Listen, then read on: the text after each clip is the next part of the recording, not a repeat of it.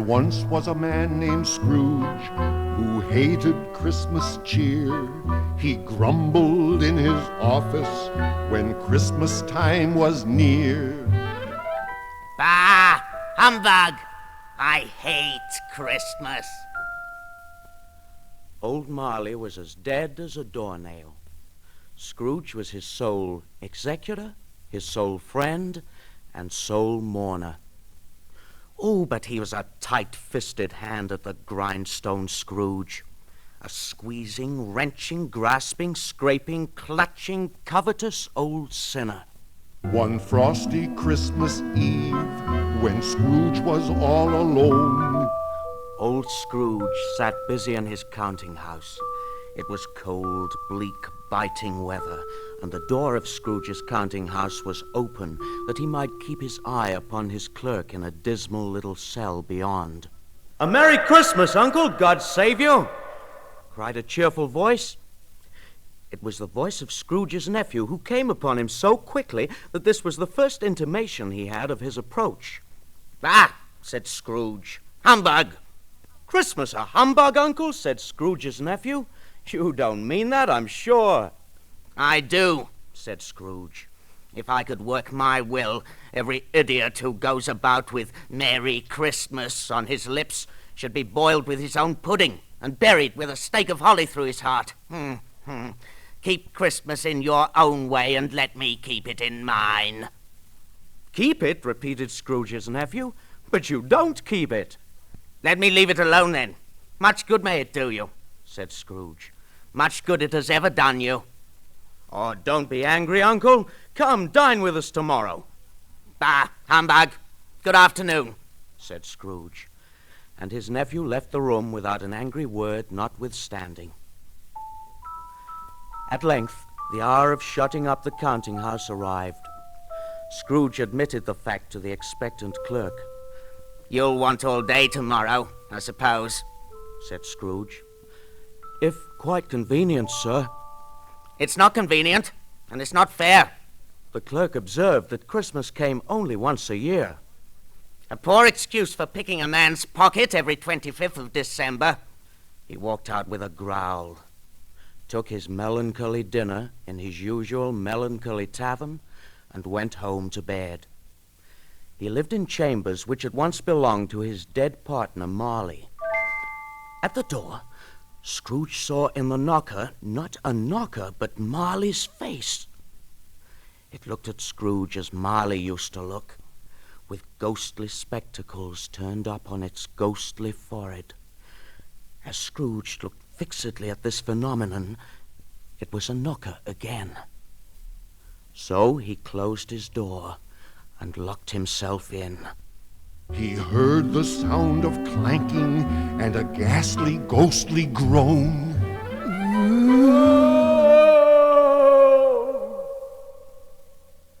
A noise deep down below, as if some person were dragging a heavy chain. He heard the noise much louder, then coming up the stairs, then coming straight on towards his door. Without a pause, it came on through the heavy door. Marley, in his pigtail usual waistcoat, tights, and boots. The chain he drew was clasped about his middle. It was long and wound about him like a tail, and it was made of cash boxes, keys, padlocks, ledgers, deeds. His body was transparent. "Who's there? Speak!" You've wasted all your days, Scrooge. I've come now to beseech you to try and mend your ways, Scrooge, and I've sent 3 guests to teach you. Learn to give, learn to love before your life is through. In Christmas lies the secret of a better life for you. Scrooge went to bed without undressing and fell asleep upon the instant. The curtains of the bed were drawn aside, and Scrooge found himself face to face with an unearthly visitor. "Oh, who and what are you?" Scrooge demanded. I am the ghost of Christmas past, your past. Rise and walk with me. The ghost who came at 12 took Scrooge to see his past. He saw his friends and family, but the time went by so fast.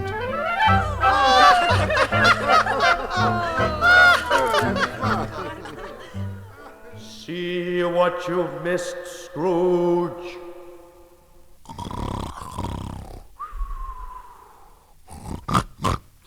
Awaking in the middle of a prodigiously tough snore, Scrooge had no occasion to be told that he was restored to consciousness for the especial purpose of holding a conference with the second messenger sent to him by his dead partner, Jacob Marley.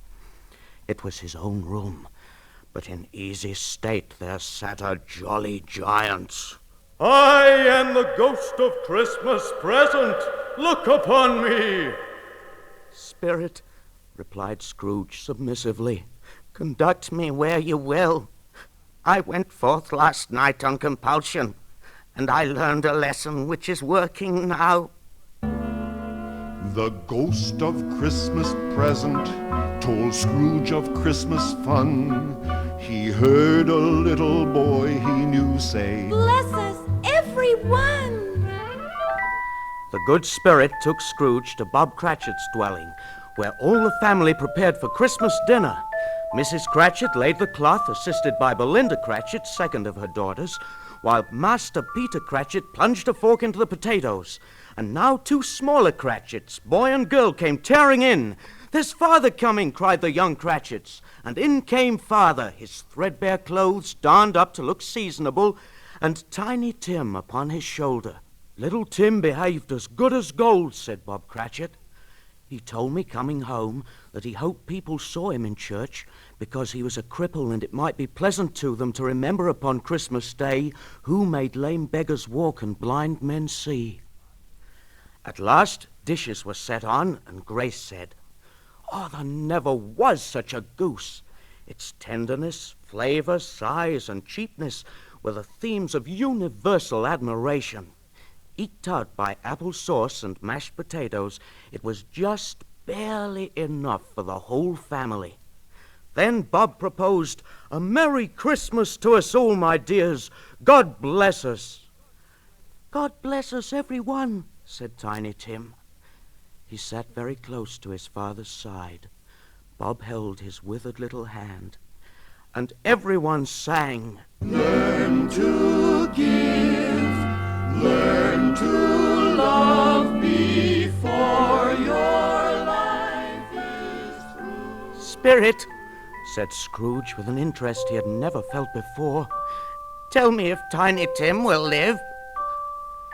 I see a vacant seat and a crutch without an owner. "No, no," said Scrooge. "Oh, no, kind spirit. Say he will be spared." The bell struck 12. Scrooge looked about him as the last stroke ceased to vibrate. He remembered the prediction of old Jacob Marley about a third guest to be sent, and lifting up his eyes, beheld a solemn phantom, draped and hooded, coming towards him.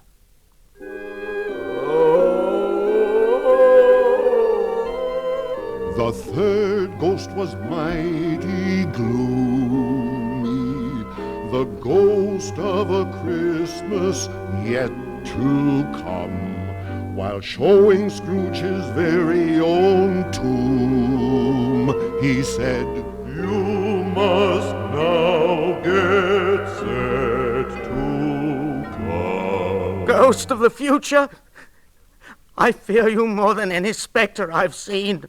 But as I know your purpose is to do me good, I hope to live to be another man from what I was. The phantom moved away. Scrooge followed in the shadow of its dress, which bore him up and carried him along. There they were in the heart of the city, among the merchants who hurried up and down and chinked the money in their pockets and conversed in groups. The spirit first stopped beside one little knot of businessmen. Scrooge advanced to listen to their talk. "I only know he's dead," said a great fat man.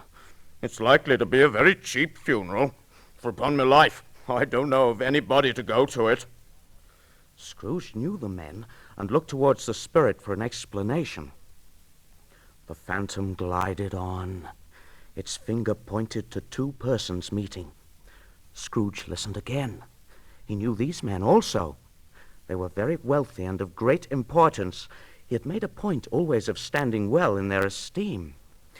"Well," said the first, "the old skinflint's got his own at last, eh?" So I'm told," replied the second. "Spirit," said Scrooge, shuddering from head to foot, "the case of this unhappy man might be my own. My life tends that way now." The ghost of Christmas yet to come conveyed him as before until they reached a churchyard. The spirit stood among the graves and pointed down to one. Scrooge crept towards it and read upon the stone his own name. "Am I that man?" he cried. "No, no, spirit. Oh, no, no." Wait. I will not be the man I must have been but for this. I will honor Christmas in my heart and try to keep it all the year. I'll learn to give, learn to love before my life is through. In Christmas lies the secret of a better life for you. I will. I'll change now, before it's too late. Next morning Scrooge looked out. The day was bright and clear. His head was full of Christmas, and his heart was full of cheer. Merry Christmas, everybody. Here's a sixpence for you, my good man. On second thought, take two. They're small. He made a solemn vow to mend his stingy ways. I'll help the sick and poor. I'll give my clerk a raise. "A Merry Christmas, Bob," said Scrooge. "A merrier Christmas, Bob, my good fellow, than I've given you for many a year. I'll raise your salary and endeavor to assist your struggling family. And go buy another coal scuttle to keep you warm before you dot another I, Bob Cratchit." And he did too, and Tiny Tim got better instead of dying. Scrooge was better than his word. He did it all and infinitely more. And to Tiny Tim he was a second father. Some people laughed to see the alteration in him, but he let them laugh. His own heart laughed, and that was quite enough for him. It was always said of him that he knew how to keep Christmas well if any man alive possessed the knowledge. May that be truly said of all of us. And so, as Tiny Tim observed, God bless us, every one.